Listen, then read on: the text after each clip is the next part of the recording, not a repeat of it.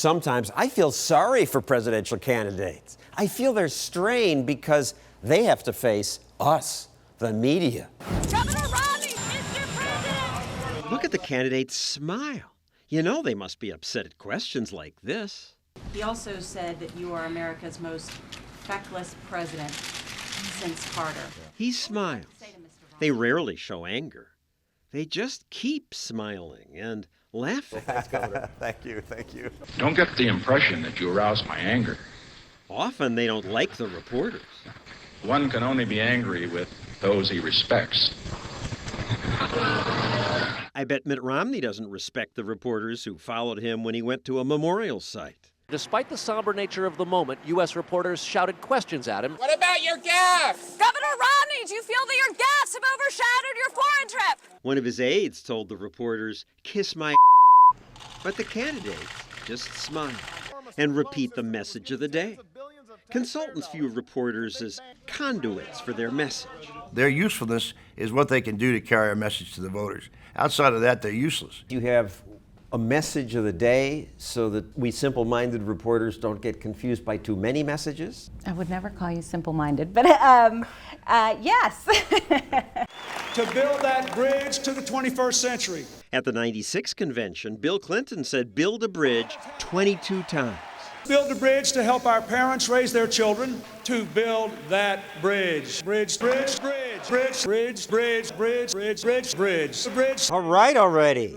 I would think a candidate would say to you, "You want me to repeat myself that much? I'll look like a moron." Yeah, and they do say that. And the really good ones, finally say, "I get it," and they do it.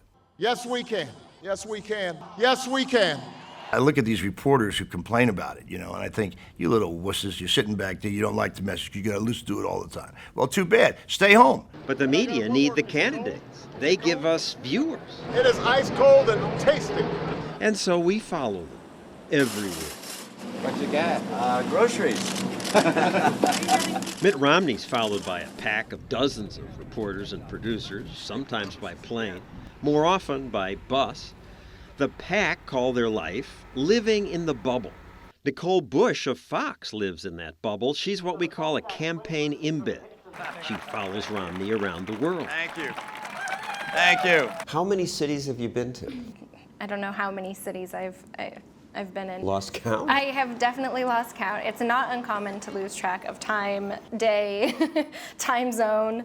But I do know. Wake up, you don't know where you are. The room always looks the same, but the bathroom door is in a different place. Every day, Nicole and the others follow the candidates and videotape anything that might be interesting. When I was her age, it took 4 beefy union workers to do what she's doing. What do you have with you? A camera, all the cables that you need, the microphones, the tripod, and your personal bag. Kind of like a satellite truck in a box. It's a tough job for reporters and the campaign staffs. The emotional and physical toll that running a presidential campaign takes on people is enormous. You're working 18 hours a day, 7 days a week. You've got a candidate on the phone every hour who's calling in complaining about something. You just want to tell them to shut up and get back to work. It also requires having either a understanding wife or you're divorced. And in my case, I got divorced. If you like vegetables, it's probably not for you. If you like sleep, it might not be for you. But it's fascinating. The 18-hour days don't seem like 18-hour days. They seem like it happened like that. Nicole gets just 4 or 5 hours of sleep. She's usually up around 5 in the morning, and by 6 a.m. You have already received probably about 3 or 4 emails from the campaign giving you an idea of what the messaging will be for the day. The PAC wants something new or a mistake. I've now been in 57 states. So candidates try to stick to the script. For an economy that's built to last. For an economy that's built to last. It's built to last. Nicole says she doesn't mind hearing the same speech again and again. When you know his speech so well in and out, it makes it that much easier to pinpoint when there's something new. It's almost like your ears perk up. The whole PAC suddenly perks up? What was that? You see all of us, furiously typing or tweeting.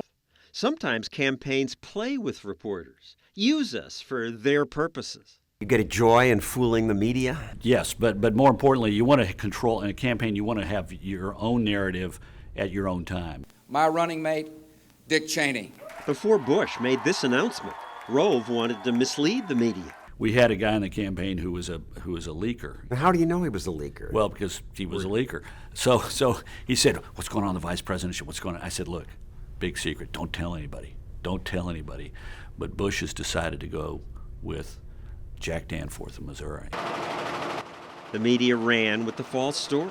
It felt sort of bad, but I wasn't the one lying to the media. I was just the guy giving misdirection to the guy who'd then go leak. Lying to the guy. Yeah, well, yeah. But what difference does it make in terms of electability? What it does is it helps tell a story. Would you want to have the story told by an evening anchor, or do you want to have the story told by the candidate who expresses in front of the cameras with as few filters as possible why he made this choice? 4 years later, the New York Post said John Kerry had picked Richard Gebhardt to be his running mate.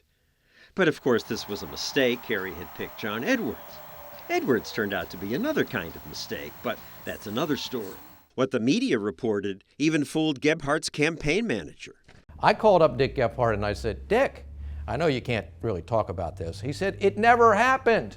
I said, "Dick, I understand that you have to deny it to me and everybody else." But he said, "Steve, it didn't happen." Why wouldn't you believe him when he said so emphatically? There was no meeting. You absolutely must keep all of the conversation going on with the putative nominee. So secret. lying is okay in politics?